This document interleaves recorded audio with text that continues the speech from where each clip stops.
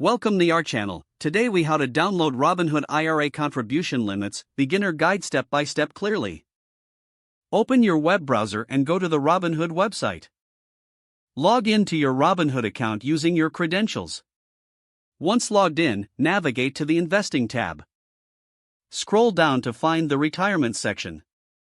Click on IRA to access information about IRA accounts. Look for a link or option to view contribution limits for the IRA. Click on that link to display the current contribution limits. Read through the guidelines provided for both traditional and Roth IRA contributions. Note any specific age-related limits that may apply. If available, download the PDF or document detailing the contribution limits. Make sure to save the document to a designated folder on your device. You can also take screenshots for a quick reference.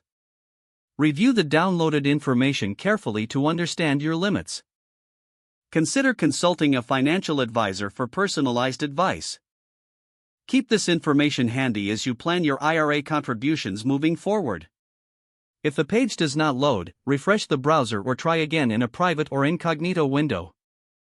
Make sure you are using the correct email address, then retype it carefully to avoid small typos. If your password is not accepted, use the reset option and create a new strong password you can remember. Check your spam folder for verification or security emails, then complete any requested confirmation steps. Enable two-factor authentication if available to improve account security and reduce unauthorized access risk. After signing in, review your profile details so your contact information and settings are accurate and current. If you see an error message, note it down and try again after restarting your device and internet connection. Log out when you finish, especially on shared devices, to keep your account and payment information secure. If the page does not load, refresh the browser or try again in a private or incognito window. Make sure you are using the correct email address, then retype it carefully to avoid small typos. If your password is not accepted, use the reset option and create a new strong password you can remember. Check your spam folder for verification or security emails, then complete any requested confirmation steps.